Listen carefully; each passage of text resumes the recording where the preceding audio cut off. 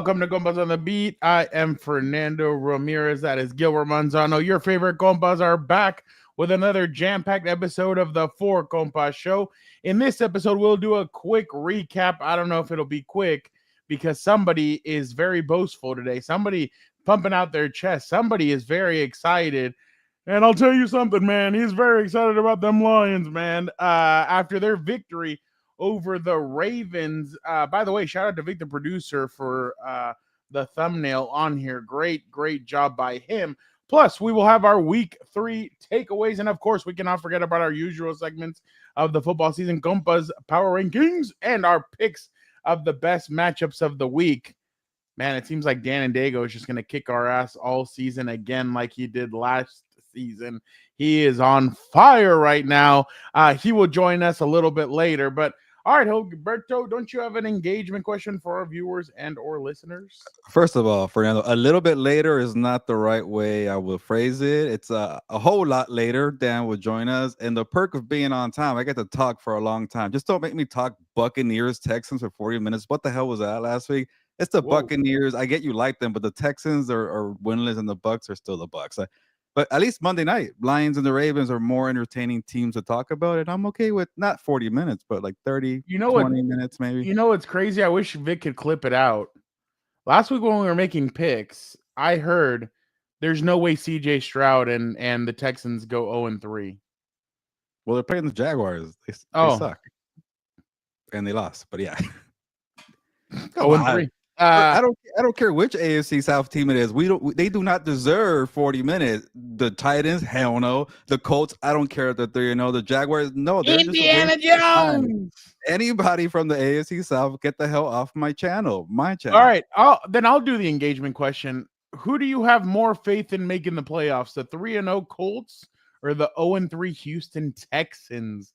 Oh, that's a good one. That's actually a good question because I still have more faith in Houston. I bet when Houston plays Indy twice, they'll probably hold Daniel Jones to 12 points, 3 interceptions, and win both games. And maybe both teams don't make the playoffs. I mean, it is a freaking Jaguars. I don't know what to make of that team either. No, the Jacksonville Jaguars are not good. And good. I picked them because I just thought they're at home. They'll probably win this game, but I don't know. Eric was watching the game and he was telling me, he's like, hey, what's his name as a screamer? And I'm like, who? He's like, I couldn't remember his name. Damn, I can't remember his name right now. Duval, what's his name? Liam Cohen. He's like, Liam Cohen's a screamer. I was like, oh, really? He's like, oh, yeah, you can see him MF dudes coming off, like getting all fired up. I'm like, oh, wow. I'm like, I didn't know he was like that. He seemed a little bit more chilled out. And then pretty nice when it comes to the media. Well, that's what I was gonna say. Like when I spoke to Tony Khan, Tony told me he's a little bit more chilled out than anybody else. So yeah, exactly. So what's your sense? So you from these two teams, the 3-0 Colts and the 0-3 Texans, you're gonna go Texans? I like how I complain about talking about the AFC South, and then we have a whole segment to talk about the AFC South. Show here. But yeah, let me know in the comments because this is a question for you guys. I really couldn't care any less. These teams suck. But more faith in making the playoff, I still think it's Houston. They have the better team, the better quarterback, the better defense. I don't know about coaching. I think Steichen is doing really well there. I'll give him credit for that. But he says regardless, they're going to waste their time. There's the 2024 Minnesota Vikings. There's the 2022 New York Giants. There's always a team that's going to waste her time and make the playoffs. It's just you're wasting a spot. Vic, are you ready? All right, Gilberto. Colts at Rams this weekend. Who you got? I got the Rams. Raiders at Colts. Who you got? Oh, Colts. Cardinals at Colts. Cardinals. Okay, freaking Cardinals. I hate them, man, so much. Colts at Chargers. Chargers. Titans at Colts. Ugh, Colts by a mile. Colts at Steelers. Steelers. Falcons at Colts. Falcons. Colts at Chiefs. Chiefs. Texans at Colts. Texans. Colts at Jaguars. Colts. Colts at Seahawks. Seahawks. By a mile. 49ers at Colts. 49ers. My surviving 49ers. Jaguars at Colts. I say split. Give me the Jaguars. This is a tough schedule, actually. Colts at Texans. Texans. All right, Vic, don't give it to me yet. Oh, these are total frauds, man. The Colts are frauds. This is gonna be a Hold hard on. schedule. Vic, are you ready for the Texans side? All right, let's do it. Titans at Texans. 2 miles. Give me the Texans. Texans at Ravens. Damn it, Ravens. Texans at Seahawks. Yeah, Seahawks. Damn. 49ers at Texans. You know what? I say to get one of those games. I'll just say it's 49ers. One of the two games Broncos there. at Texans. Oh, my light went off. Oh, there it goes. Where? Texans? At Texans. Okay, give me Texans. Jaguars at Texans. Texans. Texans at Titans. Oh, Texans by 3 miles. Bills at Texans. Oh, Bills. Texans at Colts, but you had already said that the Texans would win that game. Yeah. All right. Texans at Chiefs. Chiefs. Cardinals at Texans. Texans. Raiders at Texans. Texans. Texans at Chargers. Chargers. Colts at Texans. Texans. All right, Vic. 10-7 and 9-8. Wow. Huh? 10-7 Houston, 9-8 Colts. No, that's not the way you have it, Vic said. It is 7-10 for the Colts and 9-8 for the Texans. Nice, wow. crappy ass division right here. Cool. I don't know they're gonna lose that many games, the Colts, but I was kind of just playing along here. So I say they both go 9-8. Do they play each other in the final week? Yeah, they do. Colts and Texans do. I say it comes down to that. You have them losing 1, 2, 3, 4, 5, like 5 games in a row. There was like 2 where I was just being a hater. So I say like 9-8. There you go. So the final, that'll be the Sunday night game, Gilbert. Texans and Colts. There'll be a better game than that. It can't be that one. But that one will be it'll be, it'll be a Saturday game for the division on the Saturday line. morning game. There you go. Like Saturday morning on some obscure channel like what's it called? Pluto or what's the other one called? I forgot those random channels. Pluto. What's the other one? Shit, I forgot. But yeah, Nickelodeon. They do a Nickelodeon. You can have it on that one. It could be Adult Swim. No one's gonna watch. Oh, that's good. You got me fired up. It'll be on the TLC channel. Obviously, let's get away from what your takeaway is. Tubi, there you go, Jesse. Thank you. I was like, what the hell was it called? Yes, Tubi. Let's get away from that. But what's one thing that, again, do not give me your week 3 takeaway, but what have you learned in the first 3 weeks of the NFL season? Okay, so I was complaining about parity because all the favorites were winning, but looking at the standings, there are some new, players out there. The Chargers are out there. The 49ers are not new, but as you know, I was wrong about them. They're up there. What's another team? The Colts are obviously still there, but they're gonna hang around. The thing about week 3 is what's really, and you said this the other day, Fernando, what's really the illusion here? And it's trying to figure out who are the frauds and who are the real contenders. I think we're starting to get to that point here. But yeah, like the Texans, man, like if you're not winning games or you're gonna be 0-3, like it's gonna be an uphill battle. If you're 0-4, you're pretty much cooked here, like those Giants are about to be when they play the Chargers. So I do like that there's some surprises there. It's not the way I expected, but the Ravens and the Chiefs being 1-2, that's pretty surprising. All the quarterback injuries is leading to a lot of surprises too. And then also, speaking about parity, there's still this big gap between the really good teams and the bad teams because there are some really bad teams. Tennessee, the Giants I thought Giants were going to be a little better. They're still pretty horrendous. The Jets are 0-3. Did you see that tweet? For which one? Jets? I don't want to bring it up on here. They're like the Jets are 0-3. The Giants are 0-3. This has to be the worst month ever in New York in New York history or football history. Somebody goes, I can tell you a year where the month was worse, and I was like, damn, I'm like, that is terrible. You guys are, I'm like, why don't you vet these tweets before you send them out? Like, what are we doing? But I think I know what you're talking about. But yeah, in terms of football, it's pretty bad, and and honestly, even offensive line play was horrendous. Like honestly, Fernando. Like, yes, there are surprises. There were some upsets finally, which I appreciated. But can you really have, a good week when you have 3 teams that get blown out by 30 plus? There was like 6 teams that got held to 10 points or less. There was even more teams that were held to 16 points or less. Offensive lines were horrendous. Defenses have been terrible. That's why I'm giving the Chargers credit. They're a balanced roster. Teams that have the Eagles are a balanced roster. Not the Rams. They need a better secondary. Sorry about the Rams. But there's a lot of teams that they're not finding good protection. They don't know how to run the football. They don't know how to defend. It's like what happened to fundamentals in football. Yeah.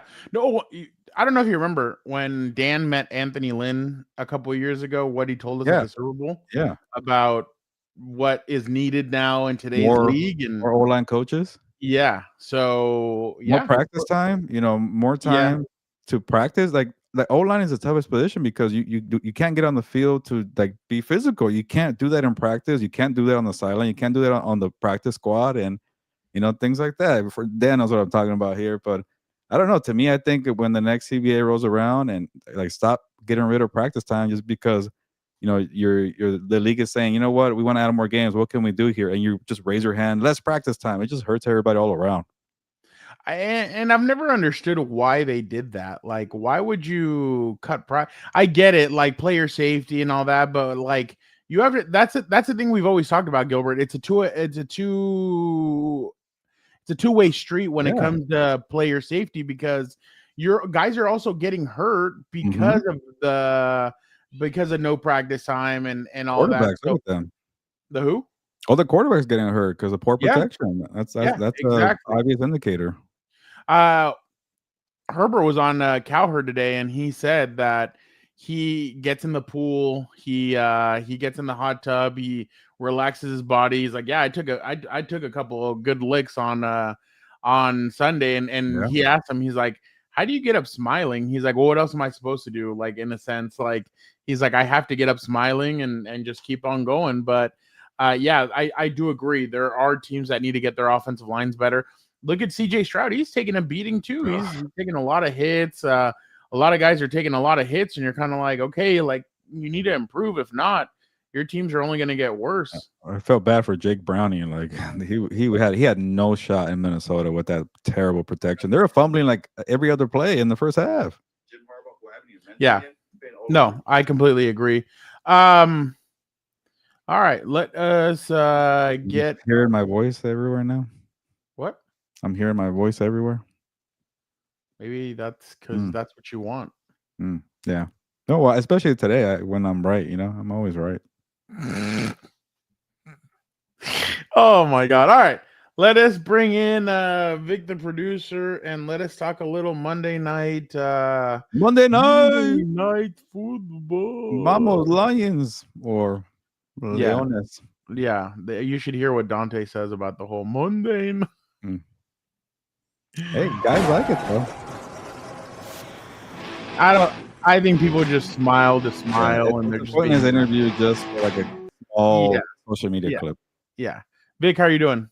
Doing good. I always love coming in when you guys are having a conversation there, especially the whole Monday Night Football. And I love. We shouldn't crap on him, but he has like the worst translation. It's like he wants to get through it real quick, and I was like, I want to hear the breakdown. I know Spanish, but in English, both I like it. It's funny. That's what I was talking about with somebody the other day because I'm like, I'm surprised that in San Diego there's not more like newspapers and TV stations don't have more like Latinos covering baseball. And I think it's around the league just because people rely on the translators to translate everything for them. And I stand there and I listen.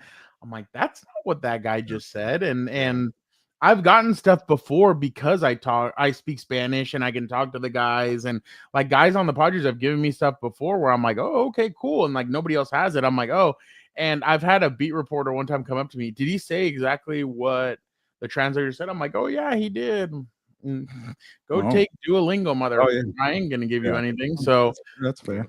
But yeah, I'm like in school learning both languages. Well, I'm trying to remember what my voice is now. That's right. Trying.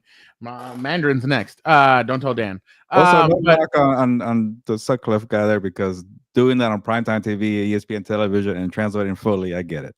Oh, really? It's hard. Give me a microphone. Oh yeah, you could do it. I want to see you do it. Okay, all right. Hey, I've done it before. I mean, I've had to do it. You know who I had to do it with? Landon Donovan one year. I interviewed him for Telemundo, and they were like, "Oh, they didn't like me on TV." And I mean, I can talk about it now because I was heavy. But I was like, I could do all this shit in my sleep. Like, what are we doing? But it was because I was heavy that they wouldn't let me on. But whatever. I digress. Yeah. No. The guy that was on there was an asshole. He got fired. Shit canned. I was gonna say I did see that interview with Kellerman and Canelo where he said that that's the reason he fired the translator was because he's like, that's not what I said, and so he made it a point to learn English. So especially now that he knows, he's like, that's not what I said. That's pretty interesting. But then it was weird because then post game he had the translator there. I was like, wait, what happened here? Oh yeah, when he loses, he doesn't speak English. Yeah. Oh yeah. That's what happened 2 weeks ago. He was kind of going back and forth, but I'm like, what are we doing? But yeah, just going. Well, you know what? Sometimes he also gives sound bites in Spanish. Like if they ask him a question in Spanish, he'll just answer it in Spanish. He won't go to English. But yeah, I did that with Landon Donovan. Like he was answering in English, and I was I was translating for him. And I guess he speaks Spanish, but he was a little nervous about doing it. So I was like, oh yeah, for sure. So I just kept on doing it. I'm like, yeah, this is. I don't know why people complain. This is cake. I mean, well, cake in the sense of like. If they're not cursing, get the job in the first place. No. If they're not cursing, then it's easy because I don't want to have to translate word for word that because then that in boxing I do give them a little bit more because those guys are like cursing straight up. Like I've heard some of the stuff that some of the boxers saying. I'm like, damn. I'm like, yeah, I don't know how you translate that. YouTube some Ricardo Mayorga's post-fight interviews and try to translate that. Oh yeah, I'm sure. But all right. Let us move on. The Detroit Lions surprise a lot of America. Not one guy on this show, though. They jump out to an early 7-0 lead to get matched by the Baltimore Ravens. They go tit for tat, tit for tat. Amon-Ra St. Brown catches a touchdown pass, tied up. No, my bad. Sorry. Jamari Gibbs goes up 28-21. The Ravens have to settle for a field goal. Then Bates comes on and kicks a field goal after a Derrick Henry fumble. Then David Montgomery puts it away with a 31-yard touchdown, 38-24. And Mark Andrews has a late touchdown with 29 seconds left. But like they said, smash and dash or whatever the hell they call her, Sonic and Boom or whatever the shit they call their running backs. I don't care. I hate nicknames for running backs. Knuckles. Jared Goff, very efficient, 20-28, 202, one touchdown. This seemed like he was a game manager in this game. Nothing wrong with it. I'm just saying it looked a little game manager-esque, which is good. You limit the risk. David Montgomery, 12 carries, 151, 2 touchdowns. He averaged 12.6 yards a carry. He had a long of 72 yards. Jamari Gibbs, 22 carries, 67 yards, 2 touchdowns. And the icing on the cake, 7 sacks by the Detroit Lions on Lamar Jackson, who was nearly perfect, 21-27, 288, 3 touchdowns. Here's the surprising part. Derrick Henry, 12 carries, 50 yards, 1 touchdown. Gilbert, I will start it off with you. What went wrong for the Baltimore Ravens, and what went right for the Detroit Lions? I don't think my electricity is ready for my victory lap because the lights are flickering. It's like, oh man, no, crazy. Gilberto, he's about to go off right now, and it's like, so in case my light goes off, you know why? There it goes, right there. They know it's my time. Or even looks better actually when it's dark. But the point is, I have a lot of points, and this light's gonna piss me off right now. But after my take, I will get up and I'll try to fix it. But I actually like that the Lions played the Ravens football style. It's pretty cool, by the way. Running with Gibbs, running with Montgomery. Oh, you got Derrick Henry and Lamar Jackson. Well, we have running backs that are better. I'm sure Dan will love that Lamar Jackson's a running back. But they just pretty much the pound the rock. Good O-line. Everybody said this O-line is going to take a hit when Frank Ragnar went down. And, they still could do that. Everybody said the trick plays from Ben Johnson were going to leave to Chicago. I saw more trick plays yesterday. The coordinators were doing great. Shepard, the DC, John Moore, the OC, Dan Campbell still doing 4th down. So what exactly changed in Detroit? It looked like the same recipe to me. And this is where I take my victory lap.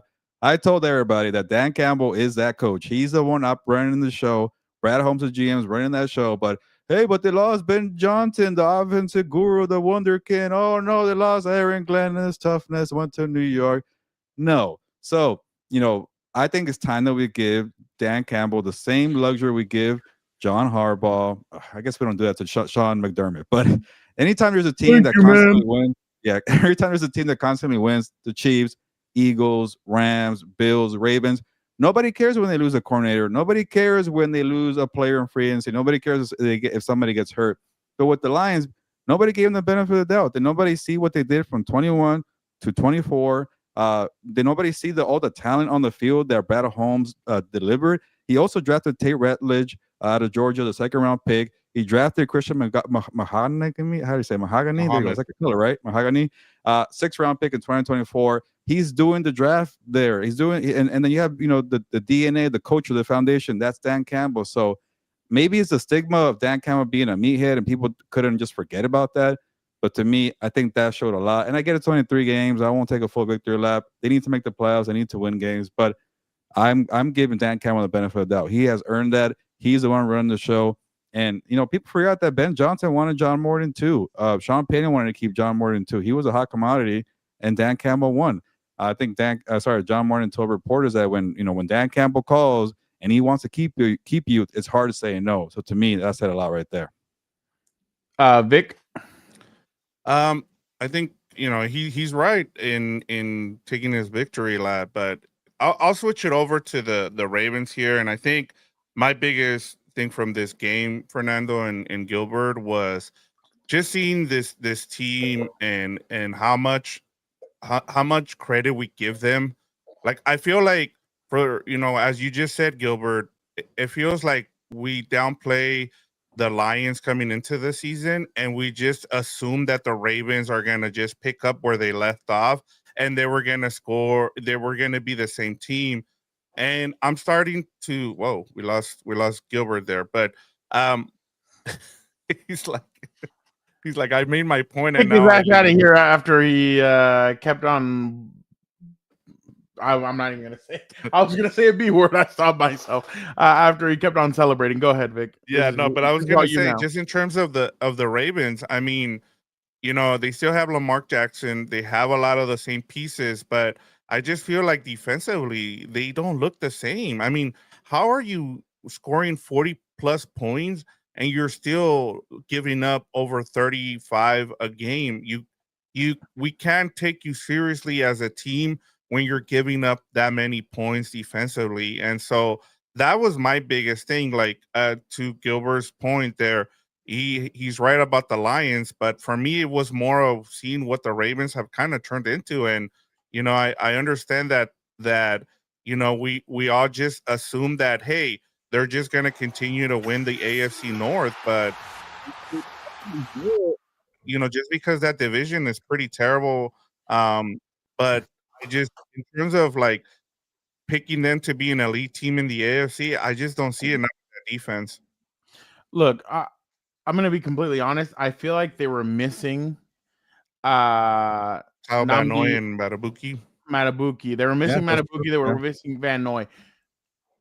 I'll take Van Noy out of this. I mean, he's a pass rushing element, obviously, but I'm going to go more to Matabuki because he's kind of the guy that plugs them up. I know he hasn't been the same player statistically since he got that big extension, but he's still a player nonetheless. But no, Vic, I do agree with both of you. This is more about, this is the same old problems. And then I didn't like what I saw from Derrick Henry slamming the helmet. He slips. That's not, I saw him fumble against the Buffalo Bills and he looked fine after that. Like, he was just like, okay, let's get back into this or whatever. Like, this a mind problem, though. It's a mental mistake. He can't get over it. But I wonder if it's something more in the locker room. They have a lot of personalities. They have a lot of people there. They trusted some players in there that we've heard some stuff about them, especially the guy from Green Bay. There's a lot of personalities in that locker room. And yes, they have a lot of leadership, but at the same time, they could have a lot of explosive personalities that you just don't know. I mean, I saw Patrick Green kind of sulking after, not Patrick Green or Queen. No, yeah, Patrick Queen. No. Yeah. He's with the Steelers now. He's with the Steelers. I'm thinking about the other one. Number 8. Why am I? No. He's number 0, isn't he? Ravens player or Roquan Smith. Sorry, I saw Roquan kind of sulking after the game. I saw some players, and I'm kind of like, Then I thought about it and I'm like, dude, next week, either them, thank you, Chasing Ghosts, either them or the Chiefs are going to be 1-3. And that's where things are going to get bad for either side, especially because the Ravens have a tough schedule. It doesn't get any easier. Well, no, it gets a little bit easier. The Chiefs' schedule is a lot harder than the Ravens. But I do agree that this is the issue that it's a typical issues that the Ravens have.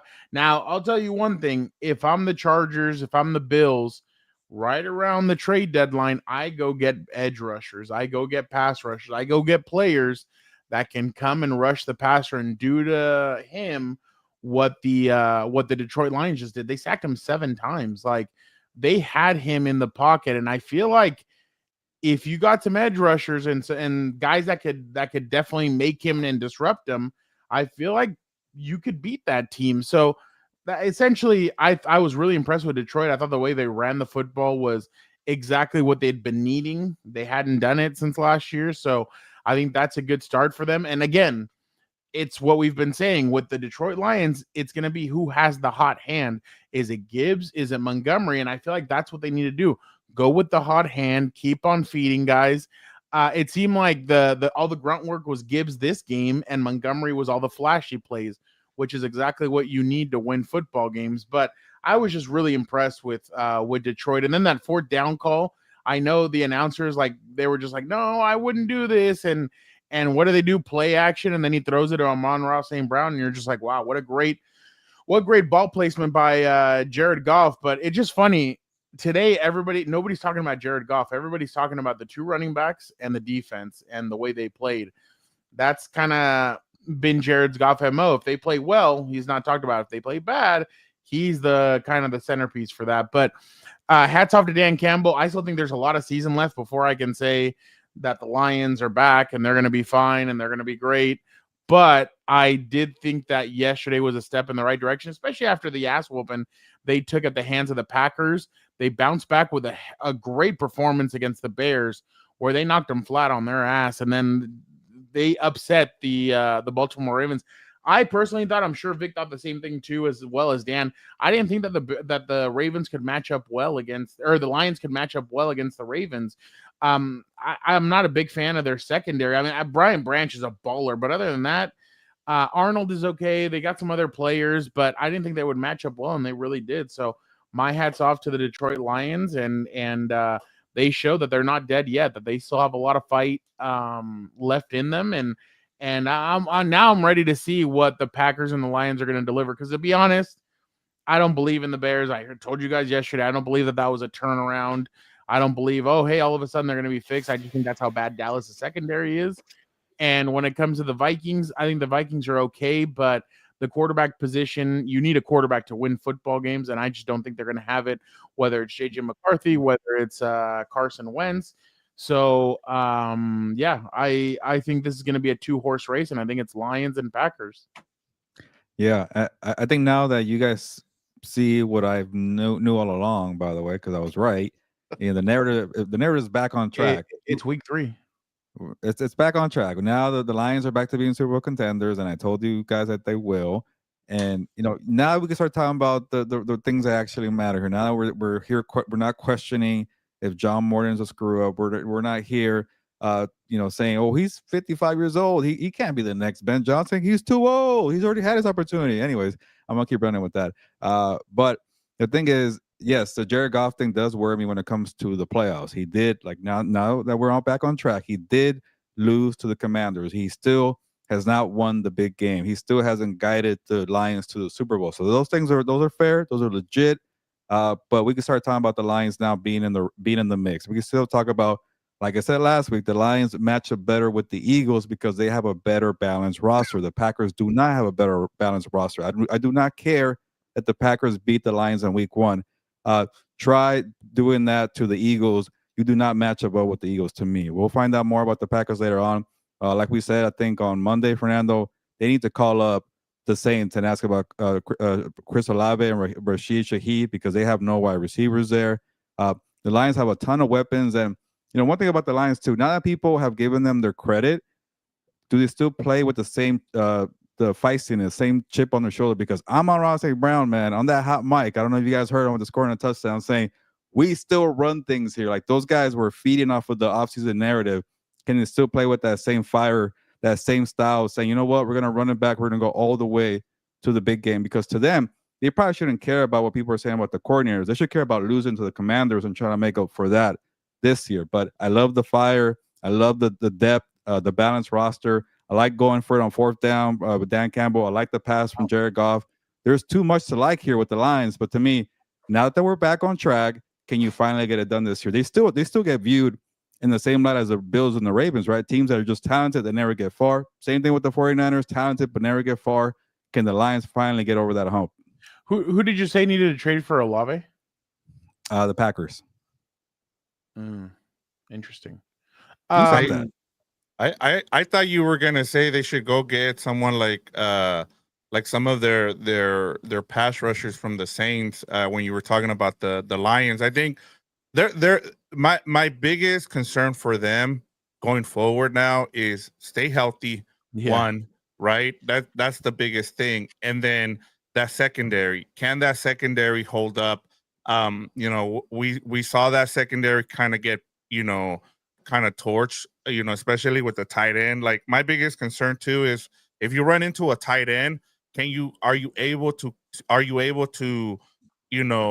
cover the tight end there? I mean, we hadn't heard from Mark Andrews and it seemed like in about a year, and all of a sudden he has 6 for 6 for 91 yards and 2 touchdowns. Yeah. And I mean, that's the thing where if they can get some kind of linebacker or a good defender there, and also comes down to matchups, right, Gilbert? I feel like we missed out at last season just because, you had, two teams that weren't on first place schedules. Now we'll get to see, Eagles and Lions. I want to see how these teams match up, especially like one of the weaknesses I feel like with if you're gonna beat the Eagles, you got to be able to run the ball, and this Lions team is able to do that. And so, how do you attack that Philly Big Fangio defense? And I think that's something that I'm kind of looking forward to now that we know, hey, we can start to see that these coordinators are actually equipped to go and go and beat some of these good teams. So now comes the rest of the season, how they do, because I like what they have. I think my biggest thing is, could they stay healthy? And as long as they do that, I feel like they'll be there. And I think it left a bad taste on people's mouth the way they lost to the Commanders. But at the same time, if you really look at it and you just say, hey, it wasn't an excuse, but those injuries did catch up to them in that game. They have. My bad, go ahead. I was going to say real quick, I'm not sure if I'm that worried about the defense because, Mark Andrews went up, but what the hell did the wide receivers do? What the hell did Lamar Jackson do? So to me, I go back to the coaching, and I go back to versatility, and I go back to just playmakers. They like the Ravens defense, I get it. They didn't have Matabuke in the middle, but they have better players in the secondary, but the Lions secondary, I thought, played better. So to me, I think it just goes back to the coaching. And yes, you're right. If you don't have Hutchinson, who's still working his way back, and he made an impact yesterday, I thought so. But if they are healthy, I think they have enough guys. I don't know if they should trade for Zadarius Smith again. I don't know if that's going to make anything different, but stay healthy and just keep executing because, having a good defense is rare in the NFL, especially, look at the Bills. Who would we say has the best offense and who has the second best offense? I would say Buffalo and Detroit. And I think Detroit has a better roster than the Bills because the Bills can't defend for crap. I agree. They dropped, 40 points on them, the Ravens, that is. And what did they get yesterday? They got a garbage time touchdown at the end. So I'm not too concerned about it, but you're right, Vic. Last year, they got banged up. That's not an excuse. They still got exposed defensively. But to me, I felt better about that coming out of the game yesterday. Last point. I think what were we saying? I agree with your guys' points.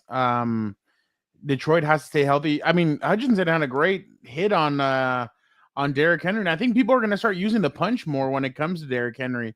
I mean, those biceps, I remember with Adrian Peterson, they did a study because his biceps and his body's so big, his body can't, his hand can't grip the ball at the same time as his muscle. Like, the ball can't sit there. That's how big his muscle is. So you're able to punch it out. I just remembered this old clip from I think Sports Science did it one time, but they saw it as a negative. Oh, obviously Adrian Did they started the did they have him on the show to No. show off the No, muscle? no, Okay, no, I was gonna no. say that's a bad look. I know, for real.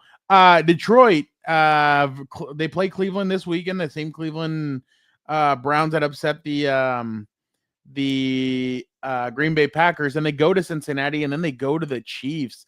That Chiefs game is going to be very interesting. And then the following Monday, that's Sunday Night Football against the Chiefs, and then they host Tampa Bay at home on ESPN for Monday Night Football. But again, that Chiefs game is going to tell you a lot about Detroit and where they're at, because is that before Rice comes back? Sorry, is that before Rice comes back? Yeah. That's 1 week before Rice comes back. Yeah. So that's why I'm saying, like, if Baltimore beats the Chiefs this weekend, and then Detroit beats them in a couple weeks, I mean, you're sitting at what, 1-4.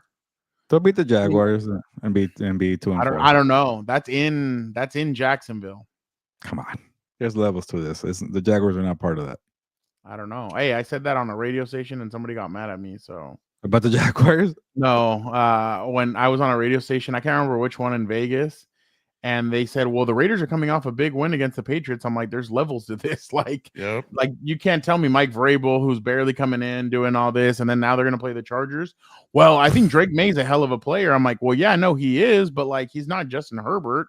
Well, he could be. I'm like, "Okay, but he's not him yet." Yeah. And then they were like, "Well, that defense did really well against Geno." I'm like, "Okay, but that's not the same kind of defense that they're going to be facing here." Yeah. So, like, the guy was. It might be a year away still, and I know Victor called that one. It might be 2 years for the. They still have a lot of. They still have a lot of weapons they have to build out. And then Christian, what is Christian Gonzalez?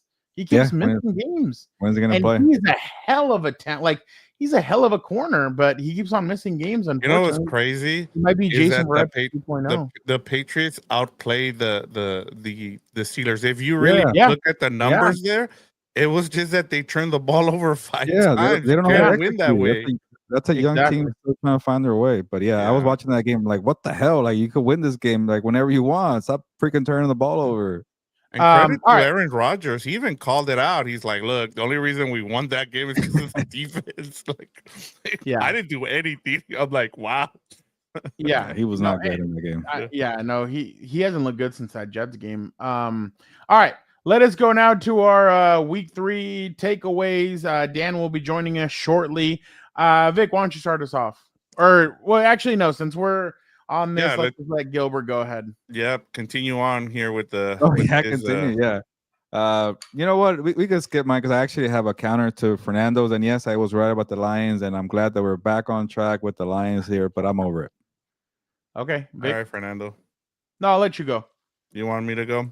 Yeah. All right. I think my biggest takeaway is that the AFC is overrated. I think kind of going back and looking at it, it's not just the standings. I mean, you look at the standings and you have all these teams like the Chiefs, the Ravens at 1-2, and you have teams like the Colts at 3-0, the Jaguars at 2-1, and I think the Raiders are still, I think, like a 7 seed or something at this point. I'm like, the way they looked against Washington, to me, the NFC looks as the superior conference right now, and things might change down the road. But I mean, from what I've seen, I talked about the Ravens already. I talked about, the Chiefs and some of these other teams. The Bills, I mean, they'll probably go 15-2 and not get much of a competition.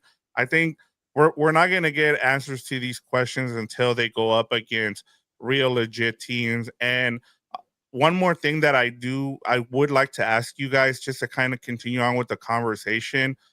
If you stack up the Chargers against those teams that I just talked about, like the Ravens, like the Chiefs, like the Bills, where do you guys think could they go through the whole gauntlet there? Or do you guys see them struggling against one of those big three, as we call them? Because I don't see them as a big three anymore. Go ahead. Honestly, Vic, I still, because, and to your point, the AFC is overrated, but and I think we're looking at it from different point of views here. I think all the teams are in the playoffs here, besides the Chargers and the Bills, could easily not make the playoffs 2 months from now. Like, I still think the Ravens are going to find the way in. I still think the Chiefs are going to find the way in. I even think the Broncos might find the way in. They're just better teams, and it's going to even out eventually. like sure, even if the Colts get in, whatever. I don't care about the AFC South. They're just wasting my time. Somebody's gonna win a division, point blank, period. Right. But I still see, maybe the Broncos, being a fifth seed. I see the Ravens winning the AFC North. Are you gonna tell me that the Steelers are gonna hold up? I don't know if I buy that. Jake Browning's not going anywhere, so that Sure, thing that wasn't his question. but I'm just saying it's gonna even out, and say that this is my counter question now. Say the Broncos are who we thought they were, the Chiefs are the same, the Ravens are, the Bills. But who are the Chargers. Broncos? Like, I didn't see them as this major world But beater the way the media was hyping them up. I And get that, but there's Rich still gonna be Eisen the other better day was teams. like, his head was spinning. Like, look at this right now. Like, do you think the Bengals are going to be the 4th seed when it's all said and done? No.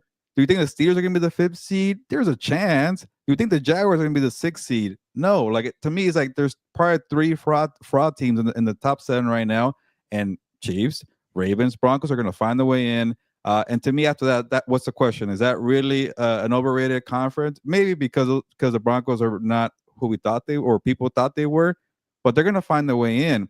And then the question that you had originally, Vic, I think the Chargers are going to have trouble with those teams, the Ravens, Chiefs, and Bills, because they've been there before. They know how to operate. Like, I still think the Chargers have a better roster to compete with the Ravens and with the Bills. But think about it, the Ravens lost to which 2 teams? They lost to the Bills and the Ravens. Lions. They lost to the Bills and the Lions. Those are 2 tough teams. It's gonna, and they destroyed the Browns. The Browns who just beat the Packers. Like, this is where we're in territory of illusion. And I'm telling you right now, I even make a bold statement. Chiefs, Ravens, Broncos all find their way into the playoffs. So to me, yes, the AFC is overrated. Yes, some of these teams are disappointing, but it's going to be the same old teams when it comes around to January. I'm not buying the Colts will find the way because the AFC South, whatever. But I'm not buying the Jaguars. I'm not buying the Bengals. I'm not even buying the Steelers. But it's just the bottom. I think after the bottom 5 or the top 5, there's 2 spots up for grabs. I couldn't care less who gets them. They're not going to do anything. I'll tell you one thing. I have been the one that has been scratching my head about the Chargers just because, I mean, in the past, I felt like I've seen this before, but then you really analyze, and I haven't seen this before just because, I mean, again, I've seen Mike McCoy. Anthony Lynn was the one that had the best hand on the Chargers, and then you had Brandon Staley. I think the Chargers are very well equipped to beat the Bills. And I get the whole what Gilbert said, they've been there before. Yeah, but they've never had the opportunity to go in there and not, like, how do I want to put this? I don't want to say choke it off because, I mean, obviously last year they lost, but I mean, like, they don't have the cloud in their head the way that the Bills and the Ravens do. Like, the Bills and the Ravens, for some reason, whenever they play the Chiefs, it's like, here come all these the same mistakes that we've seen, the not being able to finish off plays. The Chargers kind of would come in, and they'd probably, if they played the Chiefs in the playoffs, they'd play a lot more free. I think they'd be like, well, we've never faced them. Like, let's see what this is all about. I think they match up well against the Chiefs. I think they match up very well against the Bills, just because I don't think the Bills' defense is legit. And I feel like all the weapons that the Chargers have would be way too much for the Bills to kind of defend.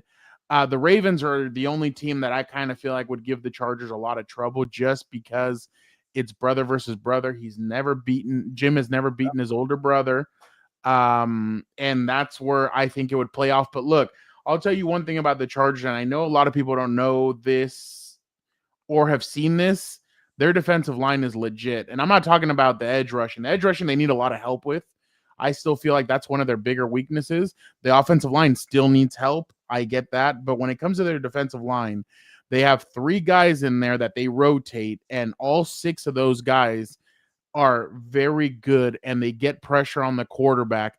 And if they can figure out the edge rushing, then, and I mean, on the opposite side of Khalil Mack, obviously, when he comes back, but they're getting so much push up front, and the way they were able to, and I know they had small sequences against Bo Nix where they kind of messed up. They had small sequences against the Chiefs where they messed up. They even had some against the Raiders.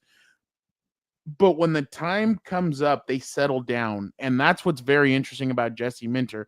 I don't mean to go off on a soliloquy, but I just mean like there's something that I'm noticing with Jesse Minter that when the fourth quarter hits, his team really settles down and they play very well. I think right now they've only allowed 7 or 8. I think they've allowed like 8 to like 12 points in the fourth quarter, if that. Because of the they've only allowed field goals, I think, in the fourth quarter, if I'm not mistaken. I don't think they've allowed. They might have allowed. No, that touchdown was before. Yeah, no, they've only allowed field goals, I believe. No, one touchdown to Kelsey. I apologize, but other than that, it's been all offense. Like their defense has really settled down, and I'm very impressed with it. Now, there's a long way to go. They still are going. They're going to get Denzel Perryman back, Khalil Mack. Still feel like they need to make moves for the offensive line. But again, I've been very impressed with the kind of players that they have, and I feel like they'd match up well with everybody except for Baltimore just because of the brother aspect of it. Jim would need to pull some stuff out of his yin yang to really win that game. Like he's gonna have to go extreme to win that game. But yeah, that's just kind of my MO. I do think it is. I do think it is Bills and Chargers at the top right now. What were you gonna say? Yeah, but even to your point of the Bills matchup, like think about it. When the Bills struggle with the Chiefs, because why? They have a star quarterback, they have a physical defense, and they have good coaching. What do the Chargers have? Star quarterback, star defense, and a good coaching. Yeah. How can the Bills overcome that? So to me, it's kind of like imagine you finally avoid the Chiefs in the playoffs. You get the Chargers, like crap, it's a similar kind of build team, and you still can't do it. That would just probably mentally drain this team. And they're superstars. I bet you if you go on the street and you ask people, name me a player on that defensive line that defensive team that's not Derwin James and Khalil Mack, folks aren't going to know. Dayon's starting to get his name out there. I'll tell you one player that everybody needs to take notice of is Tarheeb Still, 29. That kid can bang. He'll hit. He's a very good defender. He's very impressive. But and the thing is too, there's moments where Jesse rotates the secondary. The only one he doesn't take out is Tarheeb, but he'll put Benjamin St. Just, who's we all know he's had his issues with Washington, but here he played very well. He had a pass deflection on a key third down for the Chargers defenders. It's just the rotation that he has. Guys have stepped up. I am impressed. I am still a little hesitant because there's still 3 months left, but I really feel like as of right now, they're on a positive foot moving forward. No, yeah, Tier Tart. Well, people are gonna know him because he smacked Kelsey in the face. But yeah, as of right now, that's and my last point here. I think the only thing that kind of worries me about the Chargers, playoff hopes in terms of what they can do in the playoffs, is that they're not going to get to face some of these teams, like because they don't have a first place schedule, right? You're not going to get to see the Ravens. You're not going to get to see the Bills.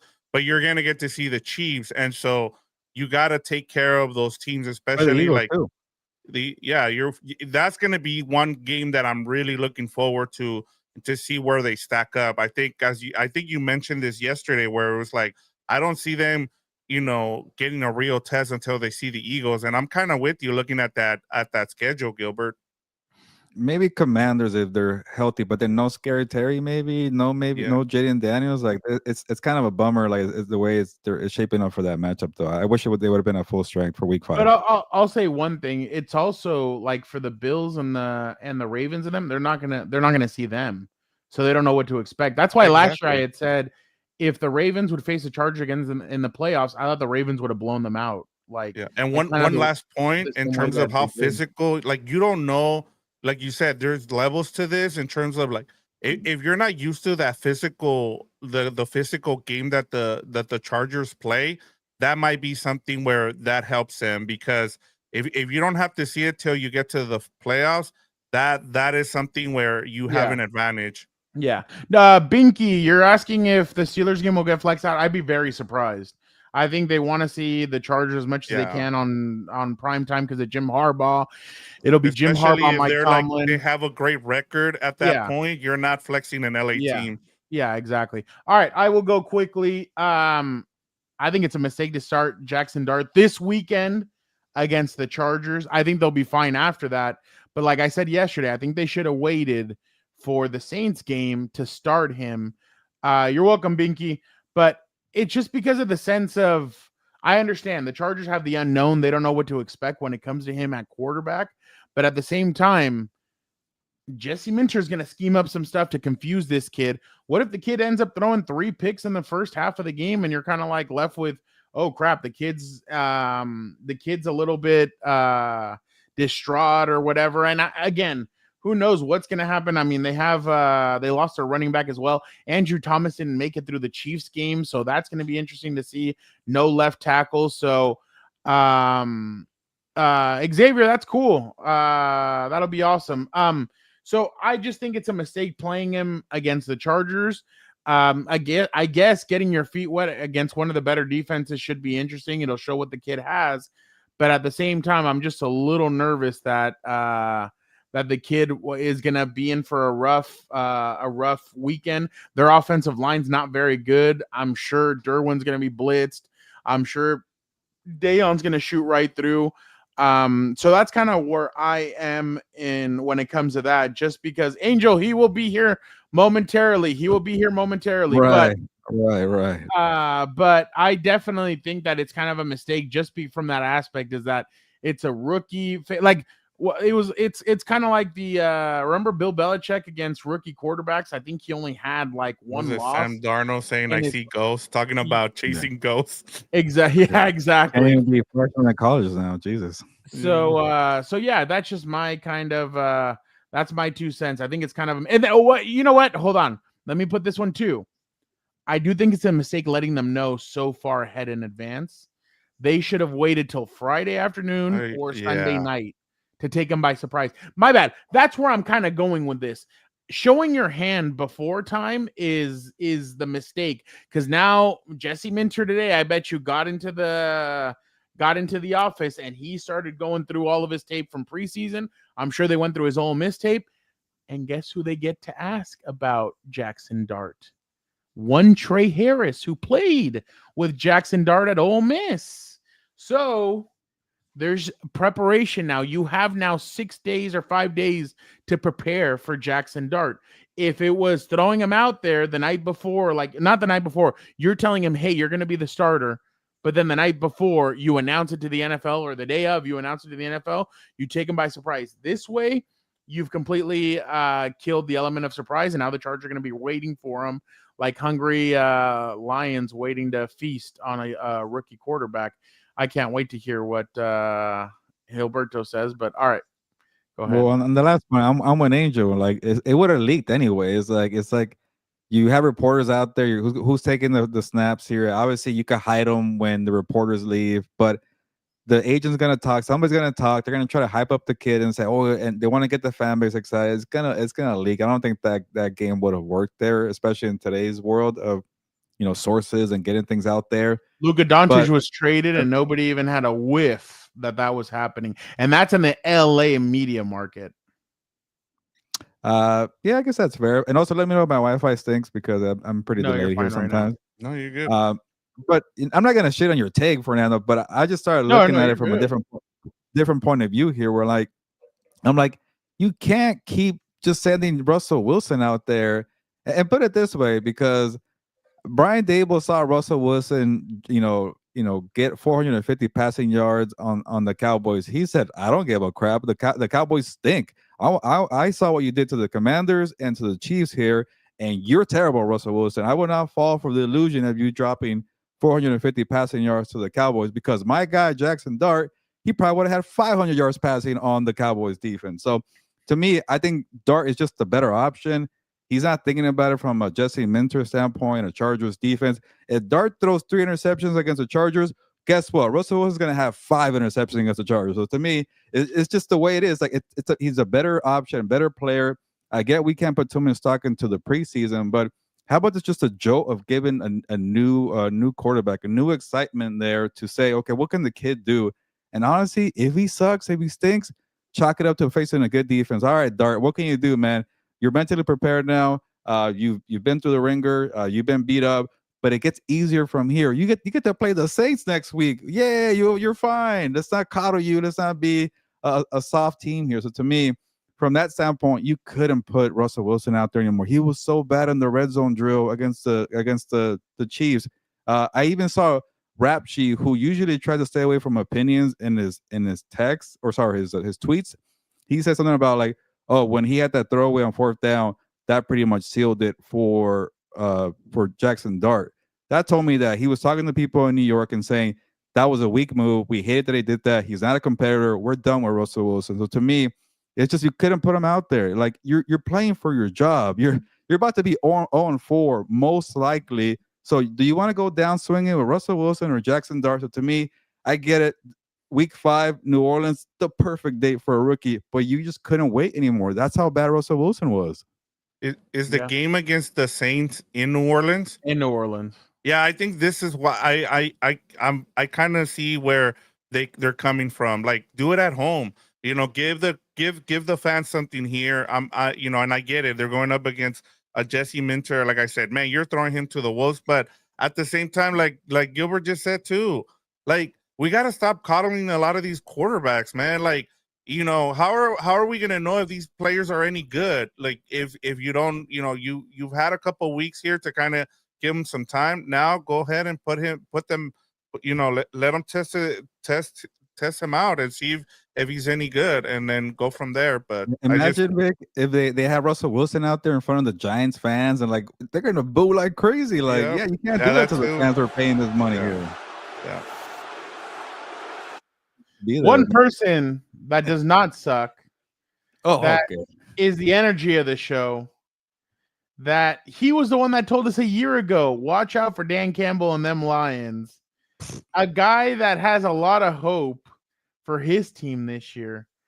A guy that's one of one. A guy that you guys have been asking for. He is here. He is ready. Let's get him in here. Again, it's just hilarious to me, right? That, you know, I talked about the Lions. I talk about my boys under Jimbo. No, you wavered on Detroit. Teams. You panic on Detroit the second Ben Johnson talk about the Commanders and the struggles and all this other stuff. And I remind Gilberto something that, you know, that fraud John Cena once said. Whoa. You should be ashamed of yourself. I do this better part-time than you ever could full-time. Get the hell out of here. You're a football coach. You're doing it full-time. Give yourself more credit. Wow. You do it more than I do. Dan, before I get your takeaway, Vic, can you put this down? Yeah, I got you. Yesterday was an interesting show, Dan. Luna's Live. A certain individual said this about another certain individual's team. We want to get your reaction.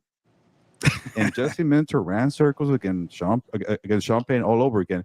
They are clicking right now, and that's a testament to Jim Harbaugh, who I haven't even mentioned yet. He's the one operating everything here. You have the coach, you have the defense, you have the coordinators, you have the quarterback, you have the weapons. And I'll say it. I apologize to Keenan Allen and Daygo. Keenan Allen, man, he's doing everything right, man. I get it. Maybe Trey Harris and KLS are not playing, but Keenan Allen is still producing. And they finally got Hampton going. They finally got McConkey going. Even the rookie tight ends getting in there. They have versatility. They have depth. Man, the stock is just rising quickly for the Chargers. Quentin Johnston.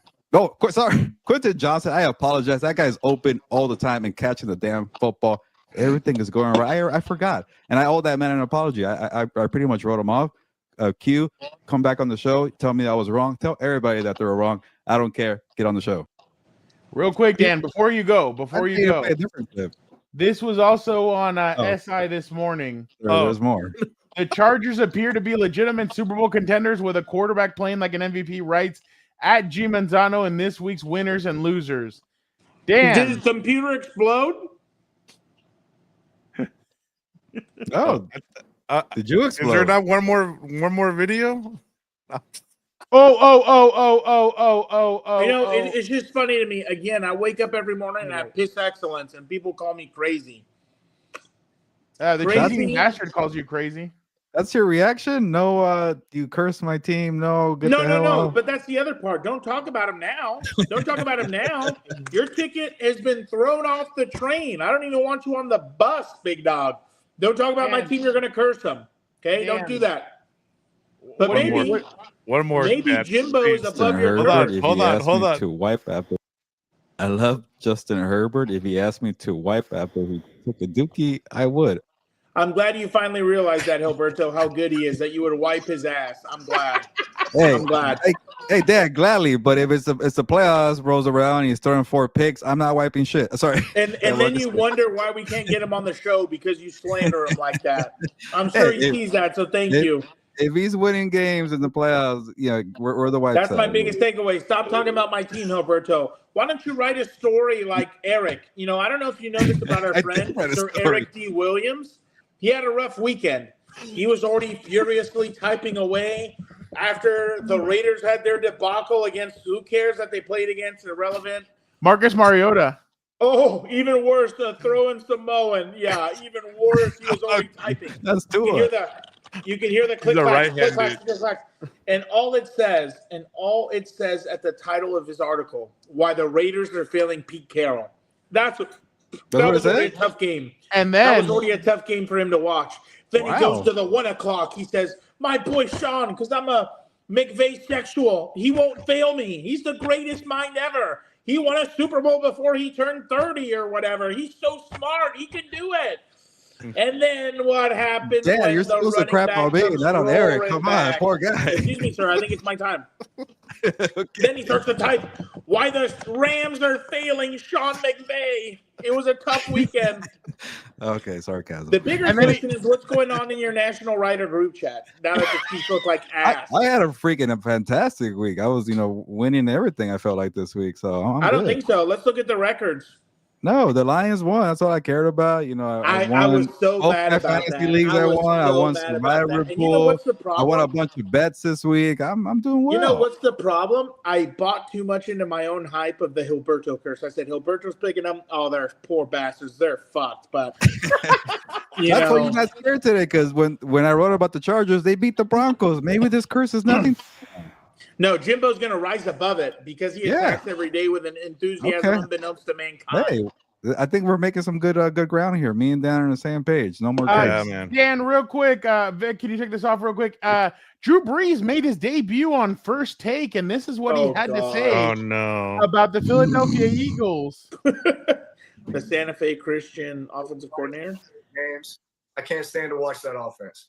It's the most boring offense. Oh. Wow. He's one of those. You should have seen Stephen A's face when you started with Jordan Love and then followed up with that. Brother looked at me like, did he hear the question? And did you hear what he just said? He said, I can't stand Philly's offense. This is worse than his political takes. Okay. Well, let me ask you this. Hey, we're week 3. We're week 3. We're going to be on every week. Let's just see how this thing plays out. Okay. That one felt forced. It felt like he finally got an opportunity to be back on TV. And he just I think he just naturally said it I think if he would have said anything else, it would have been as a pundit. And I feel like here he said it as like a former quarterback that played in this league, that did everything in this. Fair. He wasn't technically on First Take like that as an analyst, was he? Yeah, I feel like he said it. You're back. Okay. I feel like he said it as like a former player who's disgusted about the way the league is going. Like, I mean, you speak to former quarterbacks. I'm sure if you ask Phillip Rivers, he's probably like, "What the hell is all this running for? Like, why can't you just sit in the pocket and sling?" Oh, you're going to do what? You sound kind of like you're trying to stir some negative storylines over there. I don't know what you're trying to do. They're great quarterbacks. They're great passers. All right. That's why the offense is so boring or whatever. His only ball is, let's throw it deep to AJ. Let's throw it deep to Devonta or whatever. All right. And then whatever. Let's go over real quick. Let's go to our Compas Power Rankings. I will go first. I will have Eagles number 1, Bills number 2, Lions number 3, Bucks number 4, and Colts. Gilberto's Colts at number 5. You just ruined the whole ranking. Whoa. You got all hot and bothered when they put up 50 on the Bears. They put up a bunch of points on somebody, didn't they, this weekend? Tennessee Titans. It's a Tennessee Titans, for God's sake. Come on. All right. So when I said that against the Bears, I was go ahead, Gilberto. It's definitely, I don't have the Colts in there, but I get it, Fernando. Like the 5th seed is or the 5th spot's a little up in the air, but the Colts, come on. Eagles are still number 1. No one could beat that versatility. You want to play from behind and throw it out. Jalen Hurts could do that, Dan. He could do that. He has an arm. And then number 2, the Lions are still the Lions. They are who we thought they were. And then your team, they made it finally on my rankings. They're getting respect. That's bad. I don't like that. Number 3, those LA Chargers, which I don't think I've ever had them top 3 since the history of Compas on the Beat Power rankings. By the way, then what was up with your horse manure little comment of if they go 4-0 this weekend? I'm not going all the way out there to watch them lose. The hell are you on about? Fine, most likely. The freaking Panthers won by 30. Anything could happen in football. They could bring back Phil Sims, and his ass isn't going to score any points against my Lawrence Taylor, all of them. Eli Manning. Bring Eli out there. Yeah, Odell Beckham in his prime. Bring them all out. And then you mean the prime that lasted like a season and a half? One catch made it a little kind of shaky. They've won all their games by less than 3 points, and they barely beat the winless Texans and the winless Jets, but they'll be 5th. By the way, hot take: Odell Beckham Jr. signs with the Chiefs. That guy's still trying to try out for still trying to. I thought he retired. Colin Kaepernick of all this, he's trying to come back and still play. So. He's a Colin Kaepernick of wide receivers. He'll be successful. Unlike Kaepernick.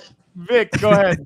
I have the Bills, Eagles, Chargers, Bucks, and Lions. I've had the Chargers since week 1, I think. So I have a contract with Dan where I cannot mention the Chargers in my top. Do not.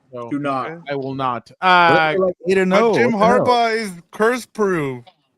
Yeah, you'd hope so. But he lost in the Super Bowl. Here's our Compas power rankings: Eagles, Bills, Lions, Bucks. Bills are frauds. I don't trust them. Since you can't mention the Chargers, I'll mention them here. Yeah, I'm with you. The Bills real are frauds. Quick, Vic. Well, no, actually, no. We'll take this off in a second. Let's go with Dan's. Let's go with Dan's bottom 5 rankings. Let's see. The Chiefs. I hate you, Travis Kelce.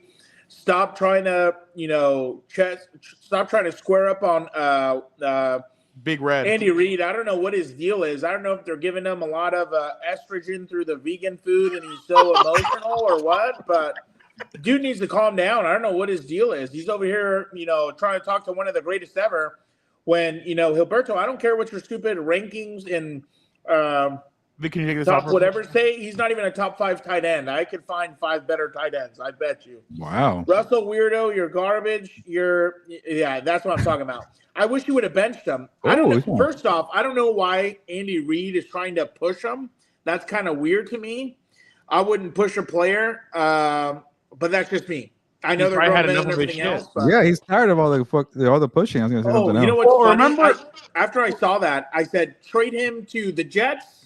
Trade him to the Texans. Well, remember, Dan, when we watched the David Beckham documentary, once he started going out with Victoria. Victoria. Remember, Ferguson was tired of him. He was like, "You're annoying. You have this diva complex. I'm tired of you." So maybe that's where he's at.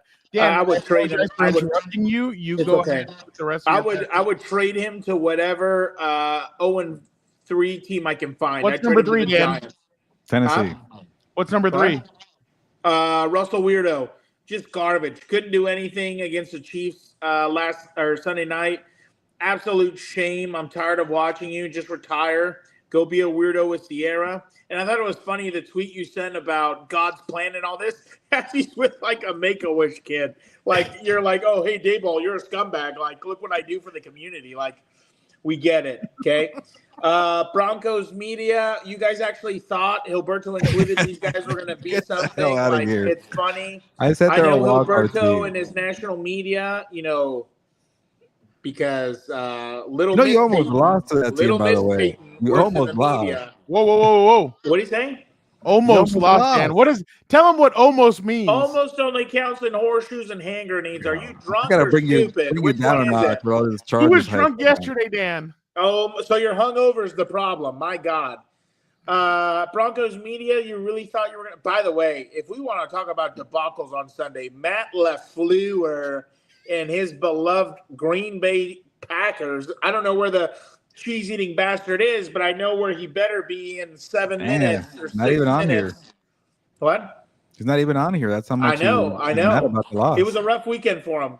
He had a hard time, didn't have his glasses, he was stumbling, it was dark. And he's going to kill me for that one. And then his Packers just shit the bed against the Browns. What about the stumbling in the Uber, Dan? He couldn't get into the Uber. He was having a tough time. So it was a rough weekend. And then my Chargers win and are undefeated. He did not text you the rest of Sunday, Dan. He didn't even call me on Sunday. That's how crazy it was. He was upset. He waited until Monday to call me. So all right, good, Dan. Great as always. You are. I try. I ran out of cold meats. All right, let us go now to the Week 3 results from the Pick'ems game. Dan went 6-1 on the week. There you go. I went 3-4 with Gilberto going 3-4, and Vic went 2-5. Let us get the results. I still don't believe we did 7 games, by the way. You guys are making up numbers now. Whoa. Hey, they're on the rundown. And since when did we do 6? I thought it was always 5. Dan is 13-5. There I he am is. 10-8. In Vic the is cellar. 7-11, and Gilberto's 5. Hey, Vic's Where giving he me a good chance belongs. to come back, okay? So I got 2 more Where games he to get up. belongs in the cellar. Hey, Dan, real quick, not give over. Vic a motivational speech so that he can Give keep him who? down there. Yeah, Vic, pick all the same games.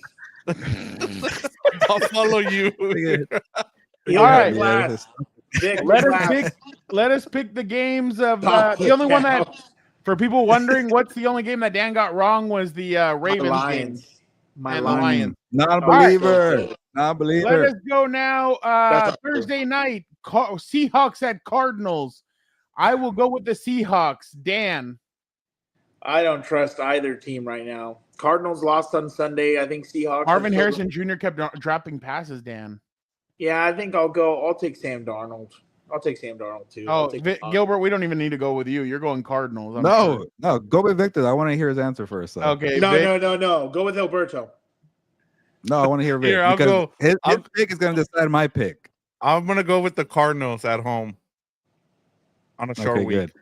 good. If you would have got Seattle, I would have just by default in my takes, I would have taken Arizona. But I'm mad at Arizona. Screw them. Get the hell off my team, my bandwagon. I'm going Seattle. All right. I'm so done with them. Vikings at Steelers. Give me the Steelers and Aaron Rodgers. Dan. Yeah, I'll take the good doctor also. Gilbert. Minnesota. Hold on. Vic. I'll give you my answer right now. Hold on. Let me see if I Oh, I still know where have you're it. going. Yeah, we do. We do. I got Where the you. hell is it? I can. I I got can. Oh yeah. There you go. Going with Minnesota.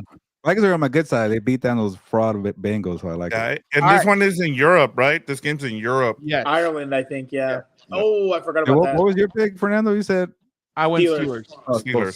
Steelers. Vikings. Brothers Okay. ones. Yeah. All right. Commanders at Falcons. Give me the Falcons. Gilbert. Yeah. Is it Mariota? Yeah.